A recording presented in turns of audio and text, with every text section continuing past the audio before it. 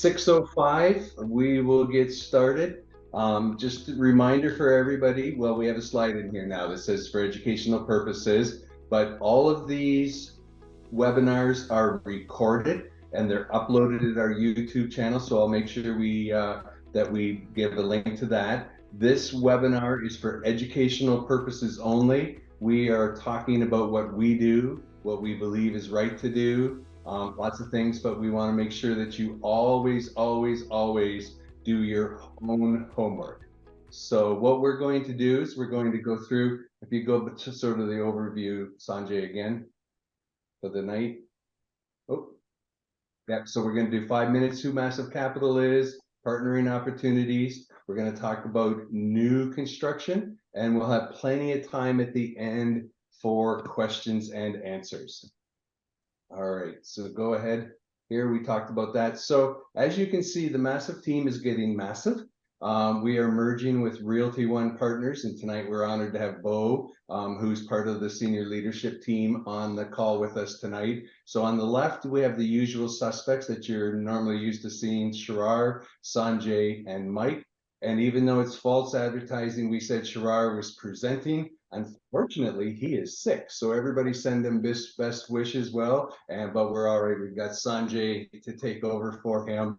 Mike is traveling right now, and then you can see on the rest all the way across, there's all of our team, investor relations. We have a lot more people now that we're merging. We're doing a lot more things, brokerage, construction. So you'll learn more about that as we keep going. So this is a little bit about us. So this is all the markets that you see where we're currently doing business. On the capital side, we do equity, we have a brokerage, we have a property management, and that property management is retail, storage units. It's not multifamily at this moment. We do development, construction, and we have an education program. Also on the other side, we have limited partner equity, institutional debt. We do acquisitions, leasing, retail flex space, retail, town center, multifamily. So even though some of these sound the same, in-house general construction, they're quite a bit different. That retail flex space is different than retail, different than town center. We'll probably talk a little bit about that in some of the upcoming webinars, but there is a distinct difference between the types of development. But they all are obviously new construction, which we're going to go over. New development, we're going to go over quite a bit on that tonight.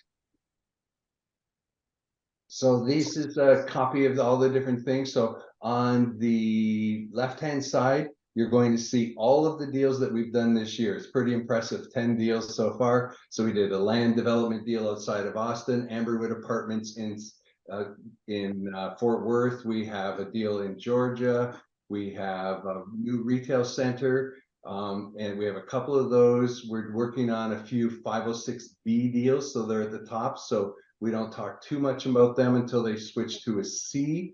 And we have some things. So on the right-hand side, you'll see we do land development, construction, building operations, building renovation. And so total from the combined company, we have 170,000 square feet of retail across 42 multi-unit properties. We have 342,000 square feet of retail center, including the X-Space development, which is being built.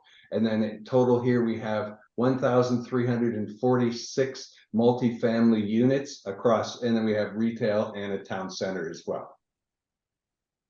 So on the debt side, sorry, I missed that. Right now we have 7 deals under contract. We have 4 recourse loans, which a lot of people don't like to do recourse loans, but if you believe in your deals, it's okay to do them. We're dealing with local and regional banks, and then we're aligning with lenders for all different types of strategies. Obviously, getting debt right now is a very, very important part of our strategy. All right, and I'm gonna turn this one over to you, Sanjay, now. Of course, thanks, Trevor.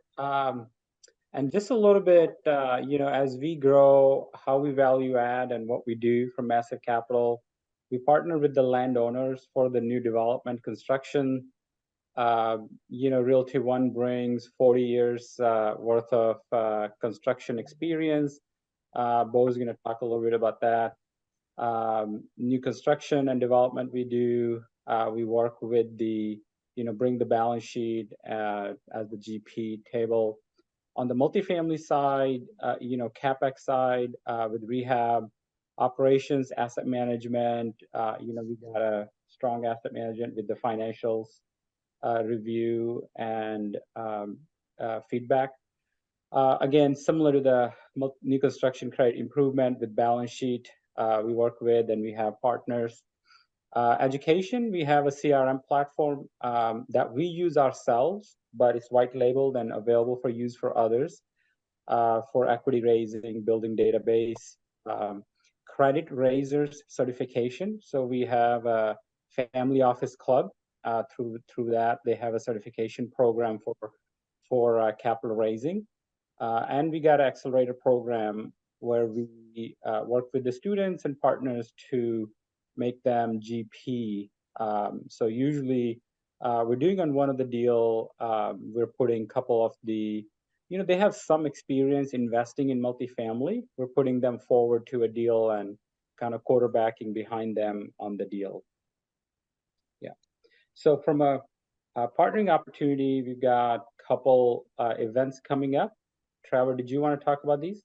Yeah, so we have a virtual event coming up. I'm going to put a link in the chat and where you can sign up for it. So there's a free option. It's November 3rd. We did a 2-day the last one, and we got a little bit of feedback. It was a bit long, so we've decided to do a couple of more events that are 1 day long. So you can they're totally complimentary. And then we have in February 15th to 17th, we're actually doing an in-person meetup in Dallas. So hopefully everybody will be able to come. Post to Valentine's, bring your sweethearts. I put a link in the chat here where you can go ahead and look at the events and go ahead and sign up. And there's the link there, but I also put it in the chat. Yeah, and of course you can go to this website, massivemultifamily.events, for the list. Okay, let's start with the new construction underwriting. So just at a high level, I kind of wanted to go over the process, the new construction workflow, the different stages that kind of flow through this. And I have a star on this construction, which, that's kind of the majority where the construction happens, but there is a bunch of stuff before that and after that goes in. And that kind of feeds into the underwriting that goes for the underwriting. So I wanted to kind of review this and then go into the underwriting pieces. And Bo, I'll talk through some and I'll let you speak on, add on each of the boxes.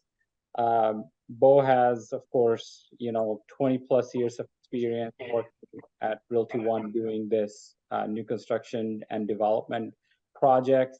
He underwrites in his sleep and dream, and can come up with what's a good fit, what's there, and good feedback that any project we look at doing, go with that. So first it starts with the project inception. Always, what is the investment hypothesis, best and highest use? You hardly ever see this best and highest use on our existing projects, right? If you have a multifamily project, retail, whatever you're buying, it is what it is. You're not going through the process of figuring out what is my best and highest use. And then the best and highest use, sometimes we have an option, sometimes we don't have an option. So, you look at a piece of land and say, well, it's zoned for whatever commercial,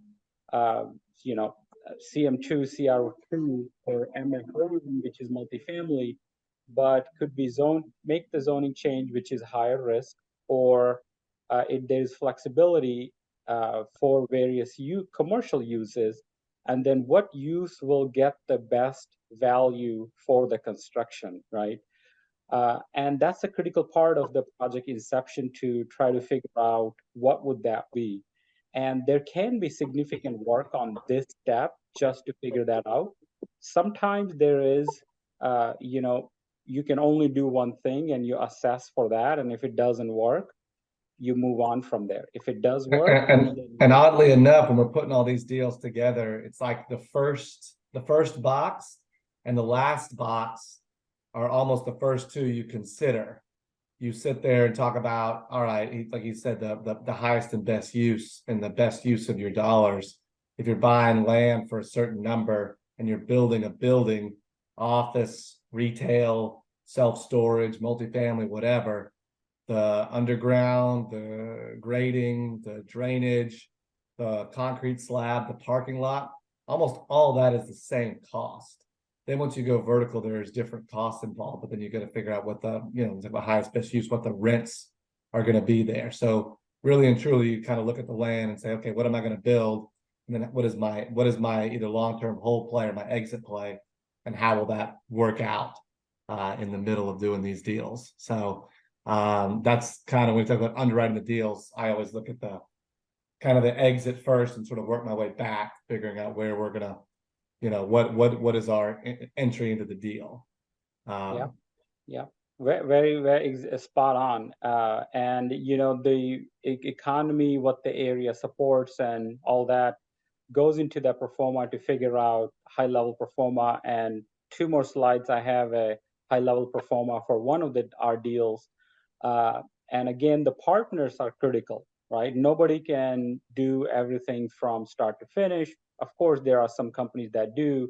They vertically integrate. That's kind of the direction we are headed.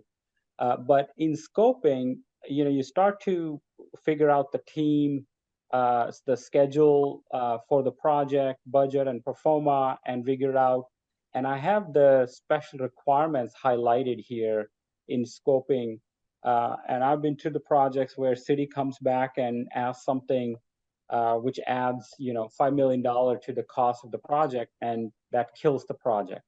And Bo, you want to talk a little bit about those from your experience, retention pond and whatnot? Oh, sure. Well, it comes, and that's really somewhere between scoping and estimate when we're putting these deals together.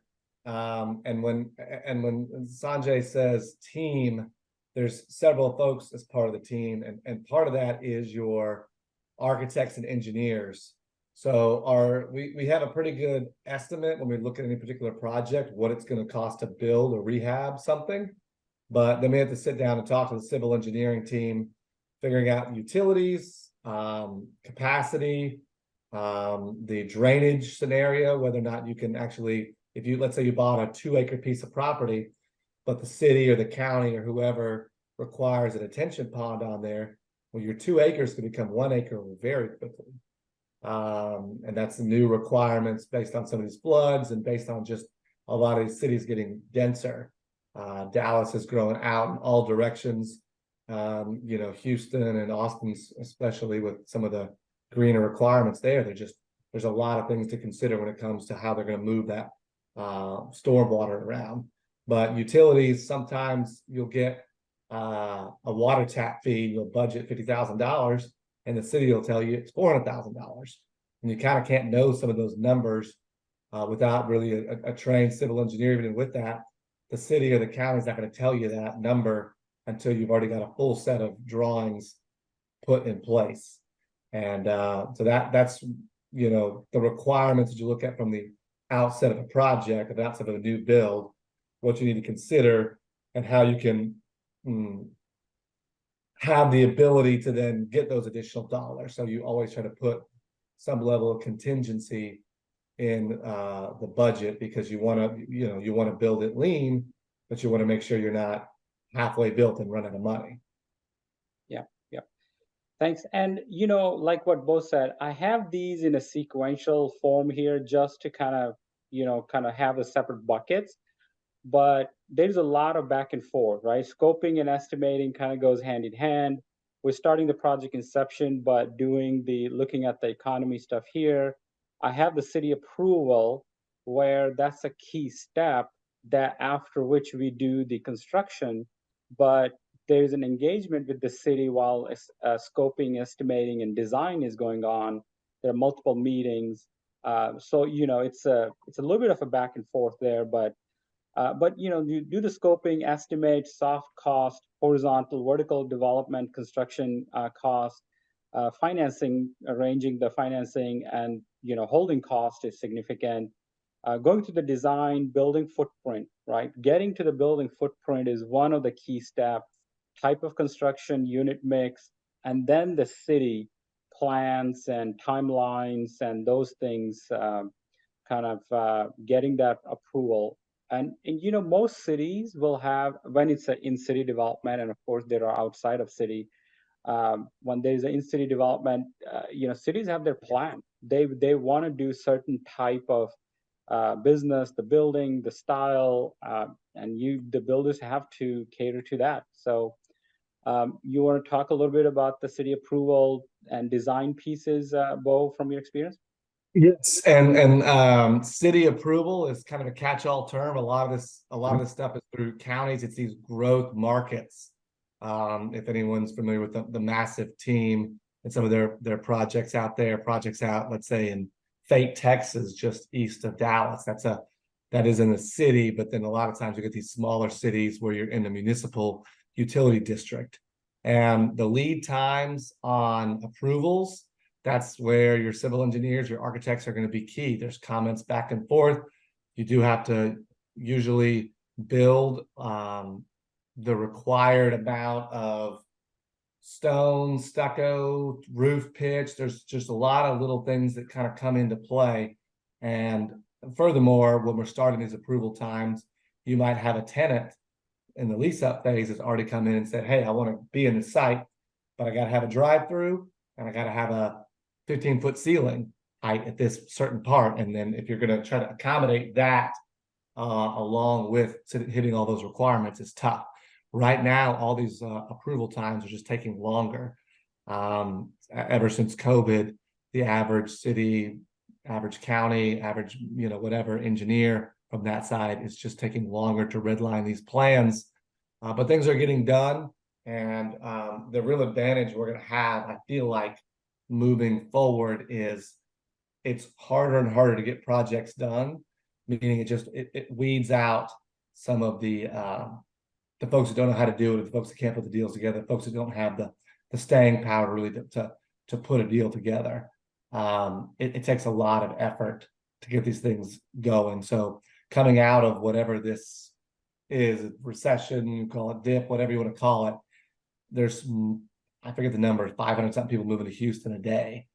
There's not enough square footage being built to accommodate all the restaurant need, all the self-storage need, all the multifamily need, all the even the houses. I mean, the housing, like there's more new home sales right now than existing home sales. It's kind of a crazy market at this point. So the making sure you budget for that time also is a critical piece of that city approval process. Like if you tell everyone it's going to be 2 months and it takes 2 years, your returns are going to be, not correct from your initial estimates.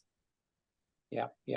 And that timeline is critical, right? Like it's from here to exit, which once the lease up is a critical step, right? So city approval, and then the actual construction is happening. So I have the labor cost, material cost here. So when you're underwriting, happened in the COVID period, from this phase to this phase, it may be 1 to 2 years. From this phase to the end here, maybe 2 to 3 years at a minimum, right? And for bigger projects with multiple phases, the Pine project that you have got, Bo, how many years that has spanned? Talk a little bit about that, but do you have to kind of count that in your underwriting? Bo? Sure. Well, we built that as a full town center with a mixed use projects, a lot of retail with multifamily on the top floor. There's an office building. There's a couple of single tenant restaurant buildings, and then there's a nice park. It's a beautiful project to walk. We built it in phases. When you talk about the time frame on that with all the phases in there, you're talking about a 5-6 year timetable so far. We're probably about 65% of the way done with it. We built the momentum, and now we're in this phase of building while keeping tenants happy, because there's construction going on in their front door, but also keeping that momentum going to accommodate for all the shoppers in that neighborhood. It's the timetables, he's correct. It's, this whole process from the same blue to blue at one point could take years is now closer to 3.5 to 4 years. And just understanding that from the outset is a critical component there. And also, I don't know if you want to talk too much on construction cost, part of the supply chain issues that have come up, and some of the not just beyond the permitting side, but just the shipping side, and the chip shortages and all that. I mean, steel has gone up, concrete's gone up, labor has been fairly steady. And then when you're talking about tenants building out, there's a lot of HVAC equipment that's been slow to get. And for both the tenant side and the shell construction side, electrical equipment, gears, switches, meter boxes, all that has been extremely rare. You can get it, sometimes you have to pay more for it, but those projects are out there. So if you come in with the mindset of 2016, 2017 pricing, you will be disappointed. The prices have just gone up. We all just have to learn to live with that. I don't see a scenario where those are starting to come down. There's, like I said, there's too much demand for new product and not enough on the ground. So all these supply houses and all these labor companies and subcontractors know that they can charge a little bit more. It's definitely leveled off. There was a point when it just kept going up, and then now it's sort of hit a nice level spot that hopefully we can hang out for a little bit. Yeah, and that's a key point, right? In underwriting, you got to take that into account, that variability. So anyway, but these are kind of the flows, and kind of using the same matrix you use for other underwritings. Lending options, real estate is financing heavy. It's a key piece. You cannot do real estate without this piece. It's a key piece of your underwriting, right? So that's a key piece for your new construction. Also, the property strategy, you got to look at the best and highest use. We talked a little bit. Location strategy, again, what can you build there? Kind of flows into the best and highest use, but what the city, county long-term plans and fit and phases are, any special requirements for the area, and again, kind of goes back into those storm drain, flood, fire, wind, soil type, those things. And of course, the process and the partners, right? There is a lot of partners that we're working with on this, but from an underwriting perspective, I really wanted to focus on the lending options, key differences. Let me talk a few points here, Bo, and then I'll pass on to you on this box. So, the loan, you have to be able to find a lender who's willing to structure a loan based on the finished product, right? Like on the most of the multifamily, we're talking to lenders that are doing loans based on, I'm getting a feedback from somebody. We're doing the loan based on what the property is producing today, right? And its cash flows, and it meets the DSCR requirement. But in this case, the lenders are doing your future revenue based on that, what the DSCR will be, and then they are giving you or allocating a loan. There are not a lot of agency loan option, right?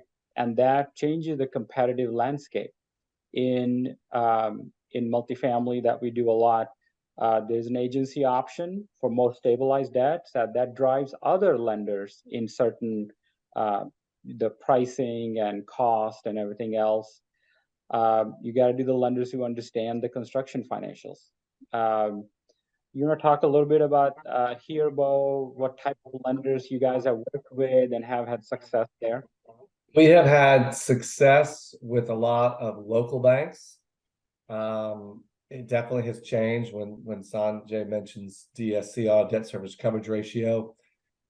a lot of times we'll underwrite it, and we even on a conservative basis we'll put some nice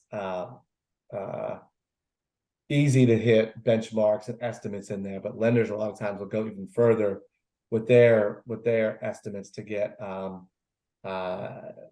minimum hit of a debt service coverage ratio. So a lot of times they want to see the project within I think 18 months hit a 1.1 debt service coverage ratio, which means you'll have 10% over the total of the monthly debt service needs to be coming in rent and NOI over what they're going to be at. So you've got to ramp up fairly quickly.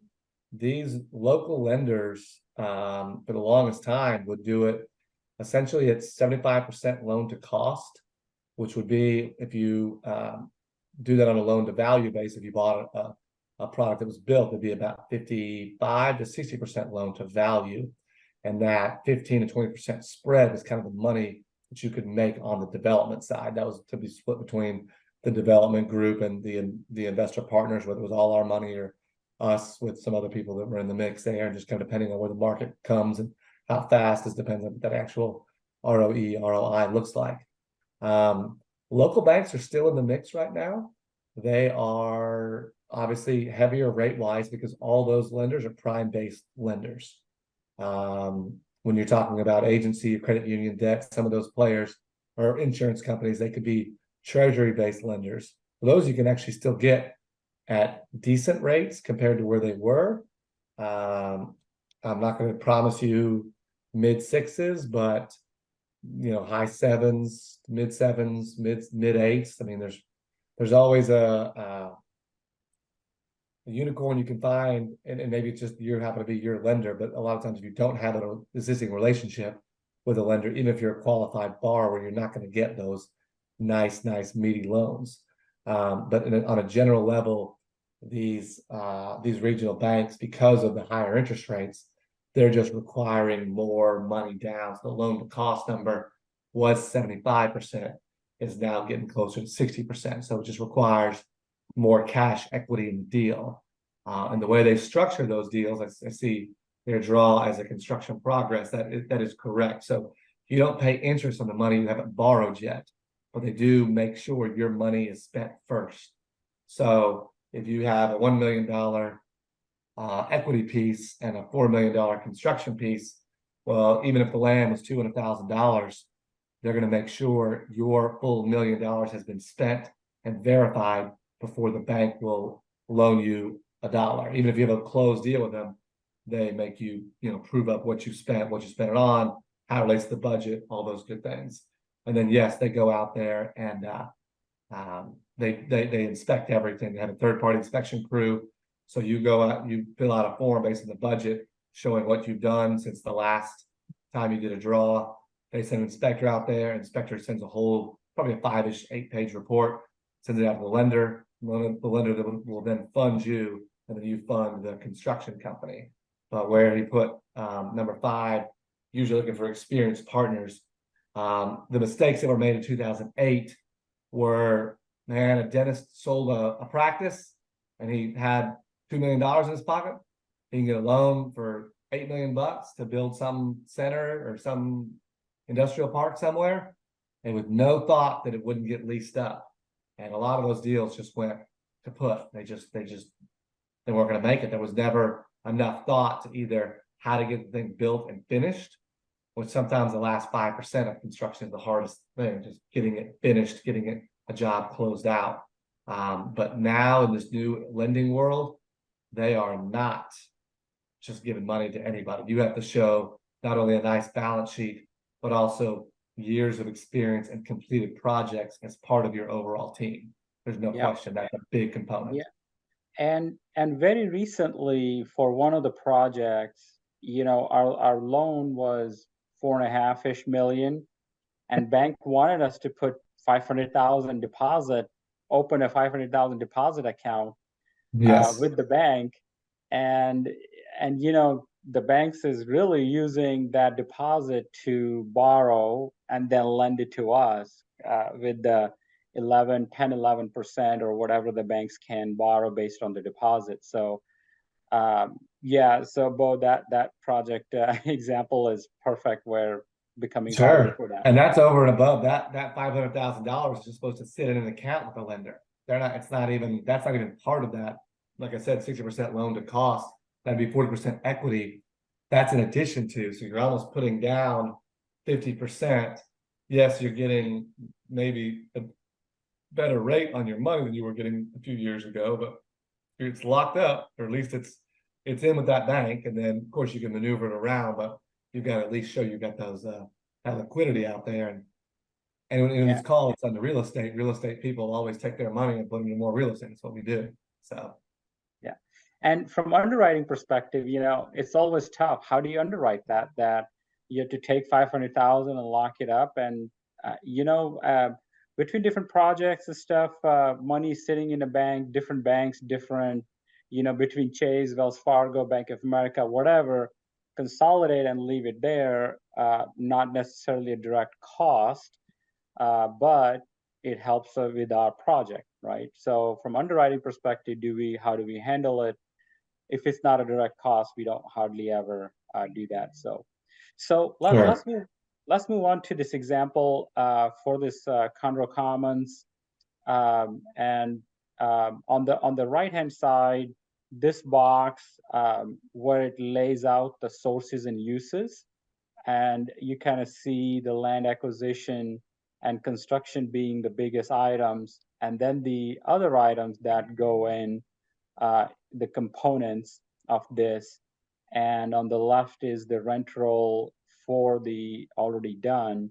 So Bo, you want to talk in the detail of what type of project, what size, how it evolved, and go into the details of this from an underwriting perspective? This is a project that's hopefully about to start construction soon. We're still in permitting with Conroe. You'll see on the right, I mean, the left is just kind of the rent roll, and you see some basic stuff there. I want to focus more on the right column or columns. That's a pretty good overview of all the necessary costs that are in there. You can see there's a rather small contingency. We had to focus in on how to get this thing done pretty intently. And I would say that because we're far along in the project, we also already had a lot of the initial costs and the permits, plats, tap fees already kind of mapped out. But yes, construction cost is the bigger one there. Well, you want to talk a little bit about, was it a retail, what approximately? Oh, I'm sorry. So yes, this is a retail center. This is the phase one of the project. It's about 10,000 square foot plus or minus. You've got to account for buying the land, title policy, appraisal, insurance, environmental. Those are some upfront costs on part of the closing. Architect and engineering, they're designing the actual building and doing all the civil engineering work to make sure, like I said, all the utilities and everything gets kind of figured out there. Permits, taps, and plat, those are all fees related to the county. Inspections are those third-party inspection fees. Leasing commissions go out to the brokers that, they sit there and list the property, and they make a percentage based on the leases that are signed. Legal closing costs, lawyers, whatever. I mean, the big one there is the construction costs. And when you look at that number here, there's an exhibit B that comes along with this. I don't think we included with this. It's not really cogent to this, conversation, but it's broken down with site clearing, concrete, pad, site development, and then building pad, slab, the metal frame, brick, masonry, whatever, all the different is broken down on a line item. And that's the same line items that then go to the bank and go to the inspectors when asking for draws, because the majority of the funds you see in this mix here are part of your equity component, and the bank's component is a lot of the construction cost. What we gobbled up inside of that construction cost also is the tenant improvement allowance. So in a retail deal, we give the tenants a level of build out money to build out their space. When we turn the space over, it's got, a lead out in the back for sewer and a grease trap, which is important for restaurant space, but it probably costs the average restaurant now about $300 a foot to build themselves out. We give them about $50 to $60 a foot to build themselves out. So the tenants will have skin in the game.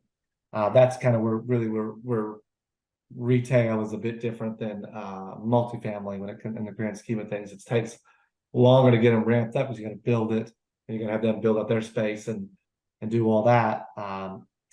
But they're less likely to leave because they have a lot of money tied up into the space and a lot of not just the construction, the marketing dollars to get themselves opened and moving. So that's over there in the right. It's a sample of an initial budget.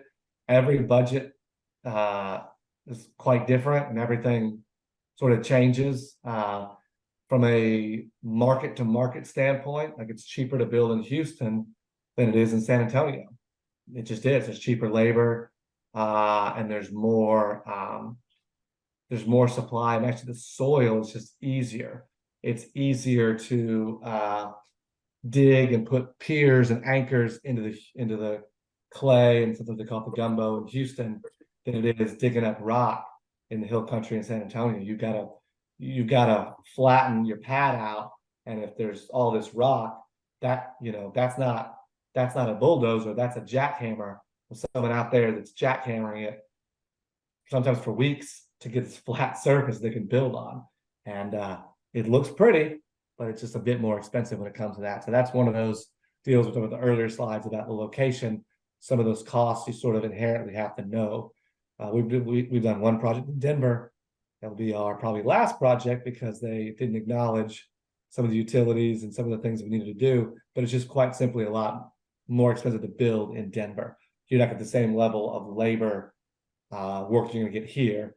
The cost of steel is about the same, but the labor is much more expensive in Denver than it is in, let's say, Houston or even Dallas or Austin, San Antonio. Yeah, and a couple more things to add here, Bo. This one is leased already, right? We have these leases in place. Correct. Yeah. Before the build starts. So what you were saying earlier, right? Correct. Yeah, you get the pre-leasing done. I mean, the leases, and there's always, when you sign these leases early, there's always some bit of fluctuation. We now have a rather large tenant that wants to go into phase one. That means we'll kind of push some of these guys over to phase two. It's just the way it's going to work out. But you go ahead and you can establish the market based on some pre-leasing about what tenants are willing to pay. And retail is one of the few places that you can actually get pre-leasing for. It's hard to get it for office. It's hard to get it for industrial. Obviously for multifamily, that doesn't really happen that way. So you can establish kind of what your basis is going into a deal with some pre-leasing for some retail tenants, which is a nice bit of confidence going forward when you're starting a project. Yeah. And few key things from underwriting perspective, right? You got to know the area for this dollar per square foot, the triple net lease rate in a retail. For multifamily, you know your dollar per square foot. This is about 10,640 square foot. You compare that to 3.1 million. So, just under your $300 per square foot all in off the construction. Plus you have those others and the land that's there. And as Bo said, this 3.1 has some of the tenant improvement built into it. So building the shell and then on top of whatever inside. So, and what we typically do is, this is kind of the starting point. We take this and kind of do in our, the year by year, how the cash is going to work out for this deal, and keep some conservative reserves on side, and then comes up with this returns, right, that we go out and raise or whatever we do for that. So there's the steps after this. There are schedules, as Bo mentioned, attached to these things that kind of go into the detail underwriting for this. And as Bo said, this project was kind of quite a bit along. So the architecture permit tap, these weren't that quite big, but those early phase that we were talking on those boxes, the 10 boxes. If there's a lot of utility, then this can be there could be a whole line item for the utility cost, right, Bo? Yes. That number can vary quite dramatically. That number, and really architect and engineering could a little bit as well. If there's a bit more that has to be done. Sometimes you have to replat a project, you have to split it up. So it's undertaking a legal process with the county. And you probably, maybe some people on this call have seen it before, these big Mylars where you physically change the legal and the tax ID numbers for several different parcels of land. And you sign off as the owner, your lender signs off, the mayor or council or the MUD board, all these different people sign off on this thing, and then it goes to the county and actually gets recorded with easements and ingress, egress, and all the things that come along with that particular project. And then that's now a legal entity inside the county, inside the state, which is kind of a cool process, but it takes a long time. And there's some folks that won't let you even start a development until that process is done. And then they'll look at the actual plan. So there's, a lot that goes into those early stages that this has already been taken care of on the planning side there, which is good. Yeah. I'm going to skip these couple slides and mention the Harris Ridge. That's the new construction retail north of Austin, on the North Austin side. This one, Bo, Trevor, you guys can talk a little bit about this. It just switched to 506C yesterday or today? Yesterday, and I'll put a link in the chat. We are having a webinar tomorrow at 6 o'clock on this offering, so we'd like to invite everybody to come. And one of the things I forgot to do at the beginning was launch our poll. So I'll launch the poll in a minute before we get to Q&A. But I'm going to put in the link here. And I wish I could add on the poll. So we'll do this after when we get close to the end. So we're going to do our regular poll. And then if you found some of this interesting, but clearly we can't cover it in an hour. So if you would be interested in a longer session, I'm going to ask you later to put yes or no in the chat. And if we get a lot of demand, we may do one of our virtual webinars around the development theme, because it's such a big theme.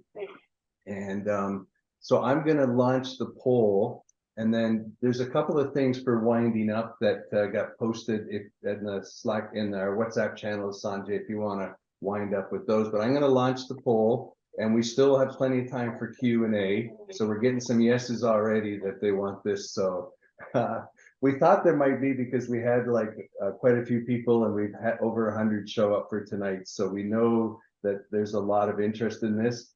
And one other thing we were remiss too at the beginning was, because you guys don't know Bo as well as you know the rest of us. So if you could give us like a 2-minute, you've got a fascinating career. And we didn't do you justice introducing you. We just whizzed by and said your picture's on a slide. Because it's in a whole new thing that's going to open so many more doors for Massive.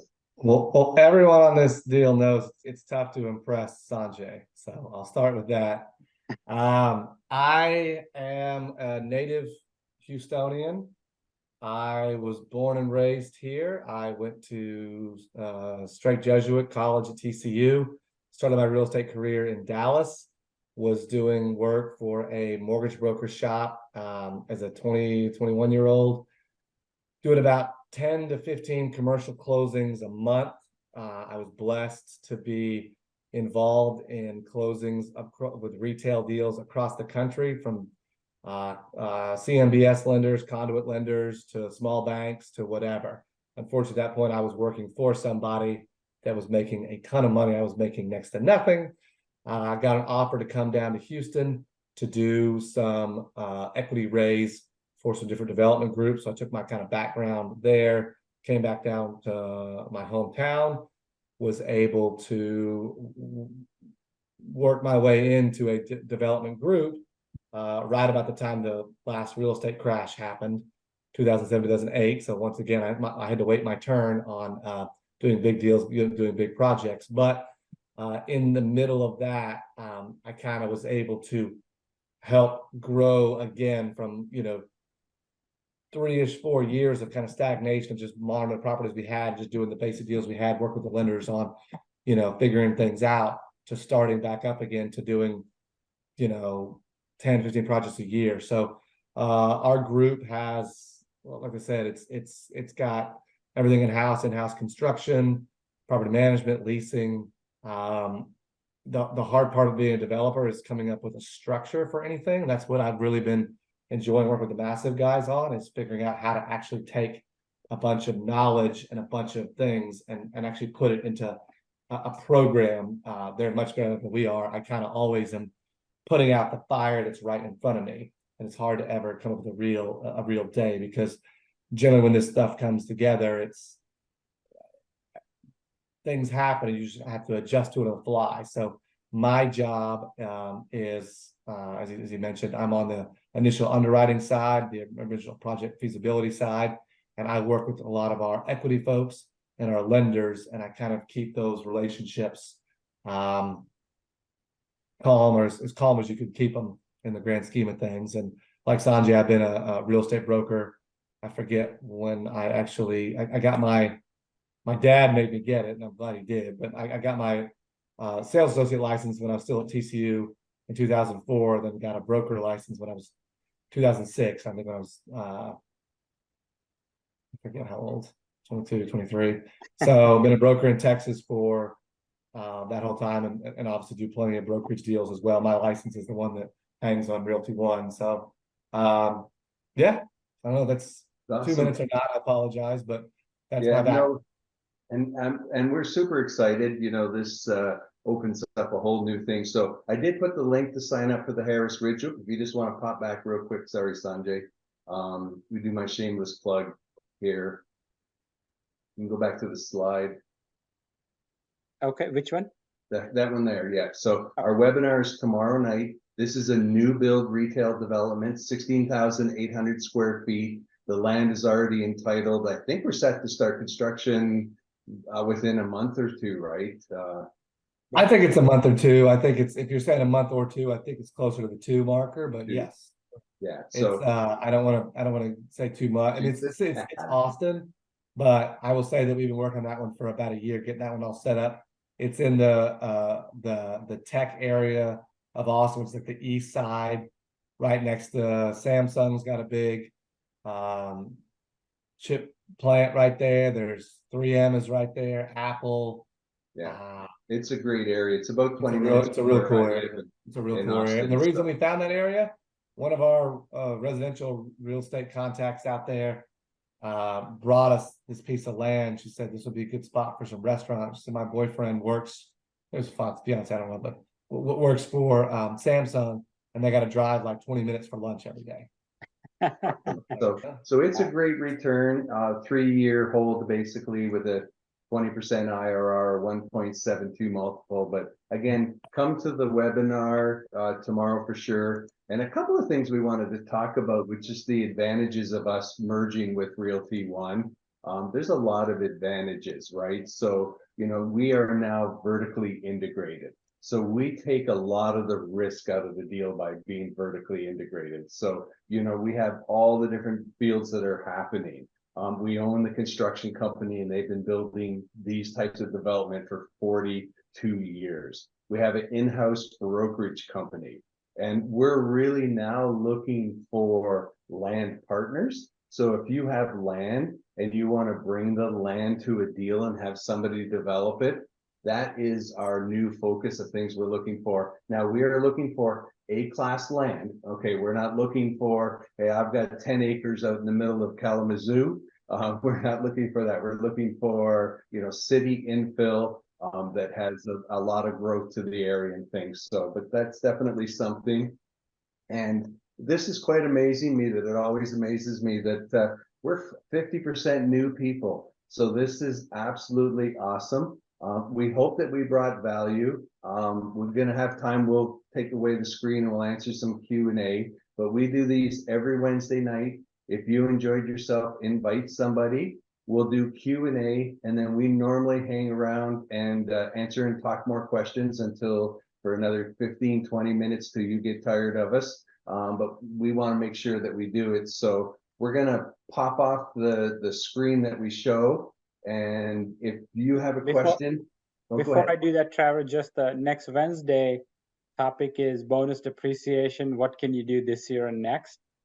So join if you're interested in or needing bonus depreciation topics. And I'll stop sharing. We'll do Q&A. Bonus depreciation is one of the biggest benefits of real estate investing, and it is definitely reducing. So you need to maximize it this year because it keeps rolling forward. And that's super important. So anybody has any questions, you can raise your hand, you can put it in the chat, you can unmute yourself.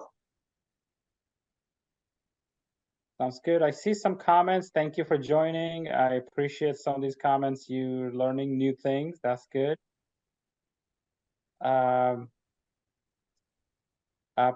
Somebody asked me if we have a CoStar user line available. We do have a CoStar available that we do through our education platform. So Piyush, go to our website or reach out to Trevor. He can connect you with the right people, and we can talk through what does it take for a CoStar license. Well, we have, I mean, I would say this, if somebody ever had a, let's say, a specific deal, and like Trevor mentioned, a piece of land, quick evaluation of the land. If yes, growth is the key. We want, if we're building, we want it to be in a high growth area and something that's a need that we're trying to fill. But we can always do a quick, we subscribe to a bunch of different services. CoStar LoopNet is one of them.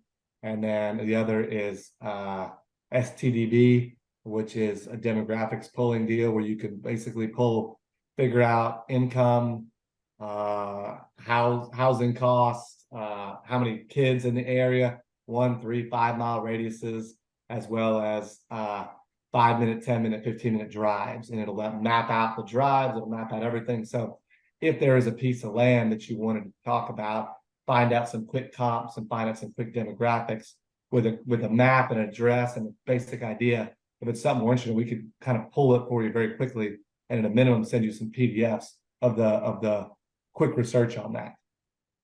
Awesome. Aurelian, can you unmute yourself and ask your question? Hopefully I didn't butcher your name. Amelia, maybe? Oh, sorry. I'm sorry. I did butcher the name. See? Hi guys, thank you so much. This was really awesome and informative. So it's really interesting. First, I have my first question is it says you invest and we do the rest. So I'm curious to know a little bit more of a deep dive into exactly what that slogan means. And my second question is more specific. I'm in Massachusetts and I'm just now getting into syndication.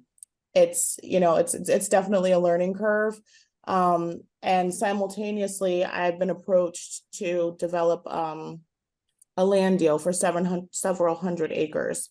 And prior to that, I really was not well versed on syndication and land. I thought, larger multifamilies and that type of thing. So I'm curious though, a lot of people that I've talked to have really focused on developing in like Texas, Florida, Arizona. So I'm wondering, are there more challenges in this area, in the New England area, particularly Massachusetts, that investors might face when developing land?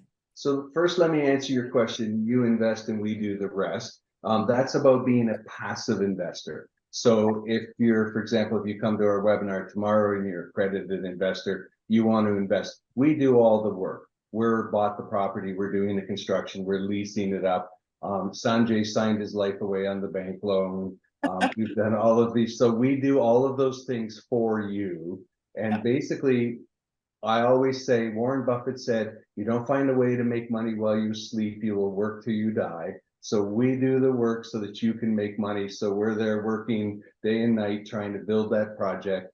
Our profits are tied to other investor profits, and it's a split of the profits. So your money comes and joins us. We do the work and do it. Okay, I have a follow-up question to that when you're done. Okay, and we have often stayed away from Massachusetts, which is friendly known as Taxatusis, and that's part of the reason why. So we are in pro-business, pro-landlord friendly states. Okay, so that's why you'll see we're in Colorado, Phoenix, Texas, the Carolinas, at Georgia, even Florida. Doesn't mean we won't, but it is normally where we go. We stay on, and we also go for states that have a lot of great movement, right? So tons of people are moving to all of those states I mentioned, and many of them are moving from Massachusetts to those states.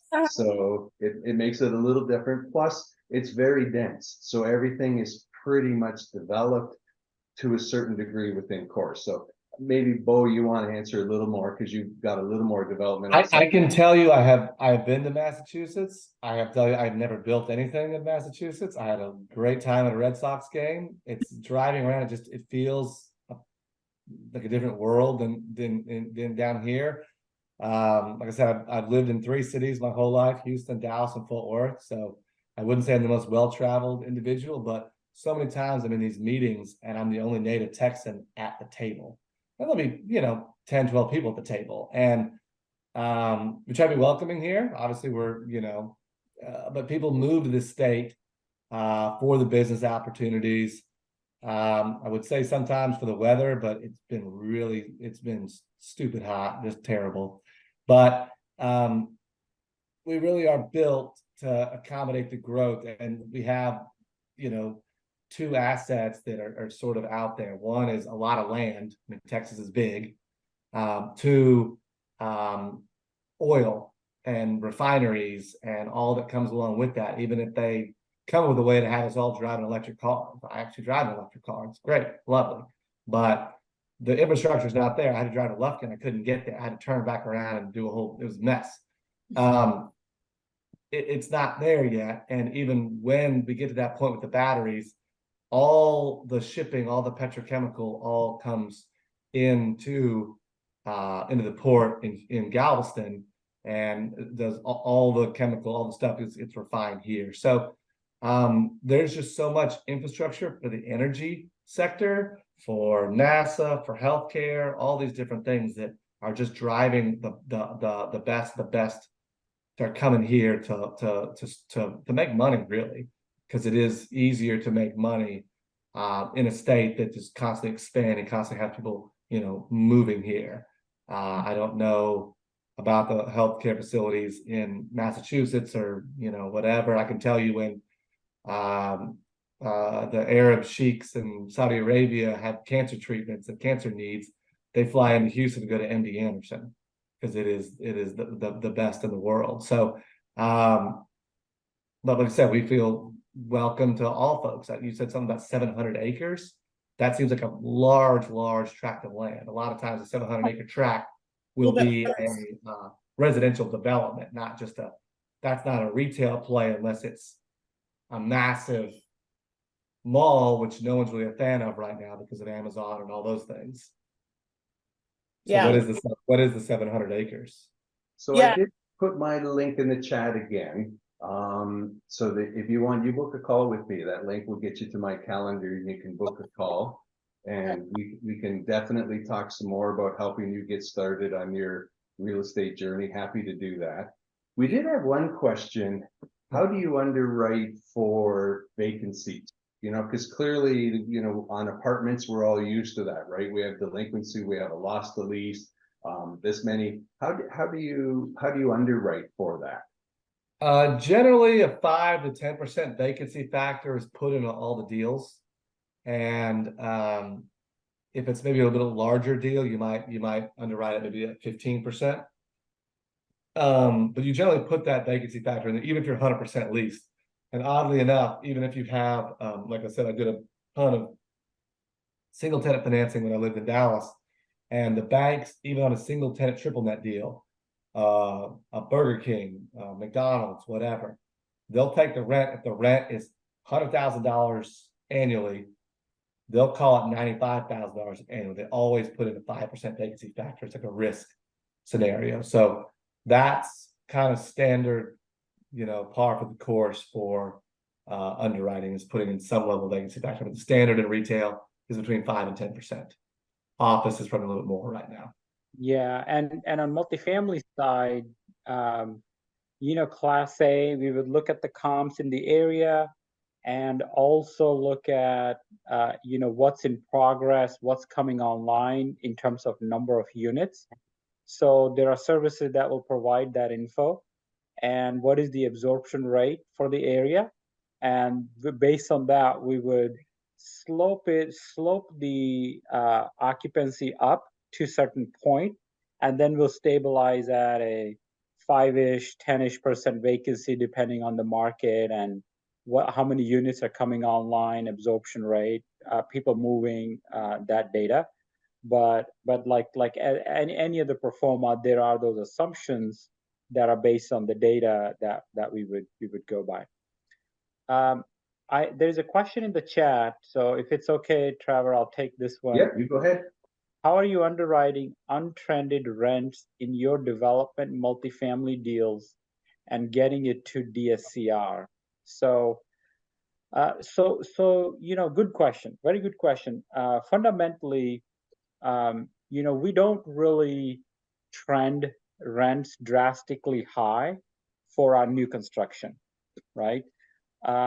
Unless we see something in the market or data that shows us that over the next 2 years, rent will go up by 30% or something, right? So we will never do that.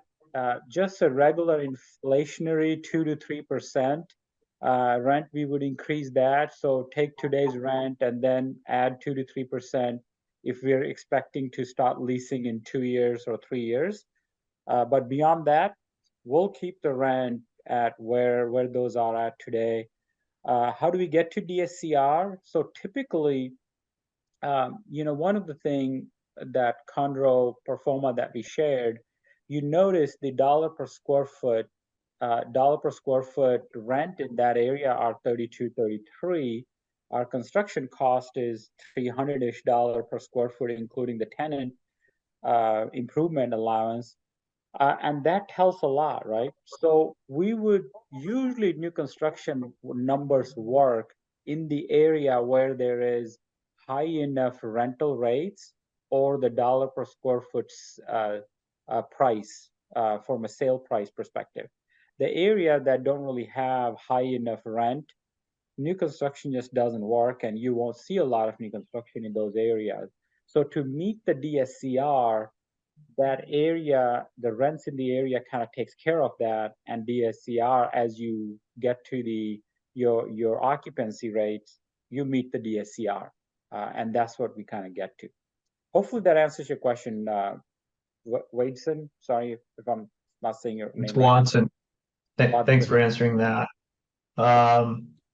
I've got a project now. I'm also in Massachusetts, Taxachusetts, as Trevor said it. And I've had a lot of conversations with lenders, and I think with all of that you said, I think a lot more projects. The only way to do that is actually just putting more cash in the deal, right? So I'm not sure if you're seeing the same thing, but getting projects to actually get it through the underwriting decision and getting a term sheet and contributing 40%, so 60% debt and then 40% equity. That's the only. I'm seeing a lot of those deals right now. Yeah, so generally leverage has gone down, especially as interest rates go up. Your DSCR becomes hard to meet, which depresses your leverage too. So, but we're seeing that lower leverages. Yeah. Thank you. Any other questions? Yeah, it's a good group, good lively group. I like it. Yeah, what else? We have quite a few new construction projects in pipeline. Boy's going crazy every day, just trying to keep track of those. Poor guy, but we're trying to. A lot. Well, and the banks tell you something, and it changes from almost hour to hour. So we kind of hit on, and I don't know how many folks from Massachusetts are on the call tonight, but that's good little whatever. But I mean, I'm perfectly happy. I mean, it's kind of funny. I could tell Trevor didn't want to discuss too much on it, but I love talking deals. It's a lot of fun and plays, and some things just aren't.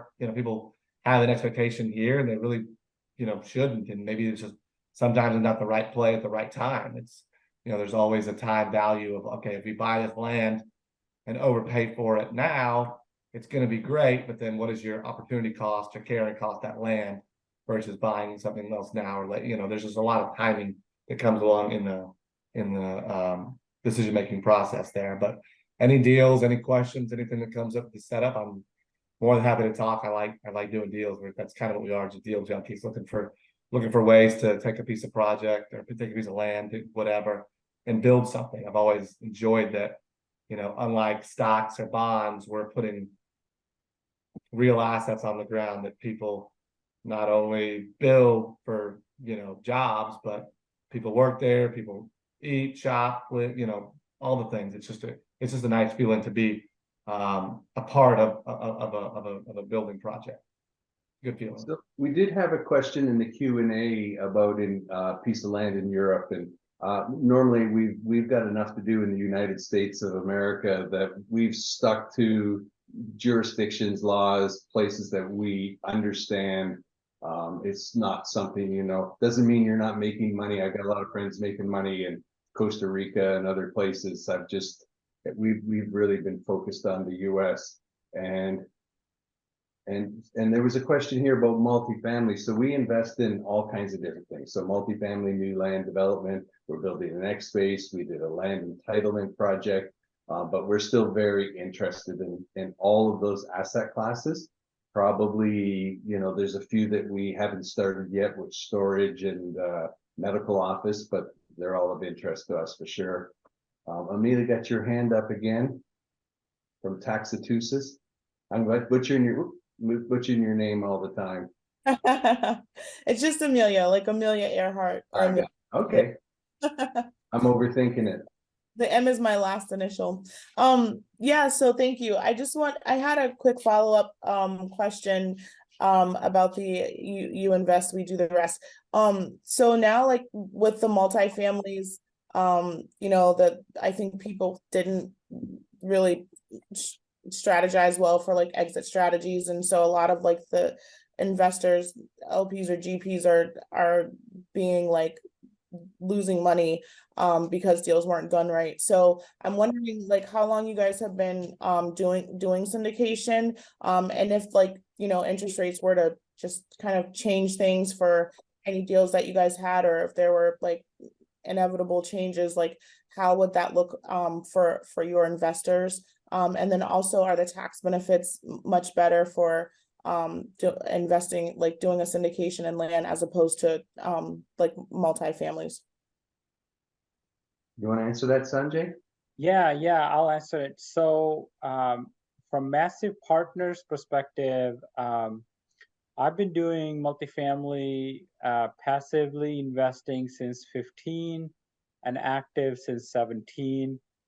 For me, luckily some personal events happen where I actually, the deals I was in exited 19 and 20. So kind of got lucky there. Our current deals on Massive side, we are seeing some challenges on occupancies. We have only one deal where we have a rate cap coming due within the next year. Other than that, most of ours are loan assumptions or fixed rate. Like we talked about, we did do with full guarantee loans. So on multifamily side, we are okay from our loan perspective, except one deal, and that's a tight one. We are working through that. It's not that's the only one, but we have little time on that still. So still time to and we have options on that. But on retail new development side, I know both some of the loans are a little shorter term, but they are fixed. So we're working through that. Nothing big blow up that we are waiting for, right?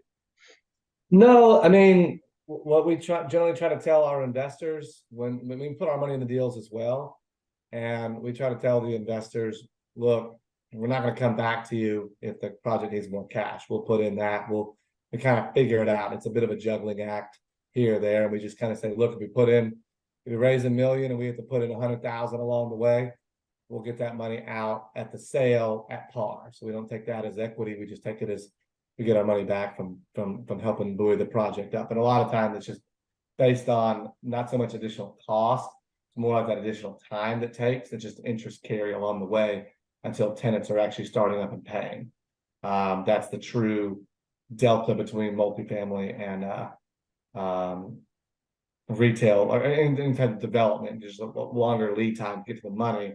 And if you don't budget that right, or interest rates rise out of nowhere super fast, it's hard to always quantify that. So we're playing that game right now, but we don't bother our investors with that. We put it up and we get it back at the sale. Yeah, thanks, Bo. Juliana, I'll let you go. Before that, I just read this one quick yes/no answer. Are you guys looking for land to do residential subdivision? What products are you looking to develop? Capability-wise, we can develop any, and John's done some very interesting projects.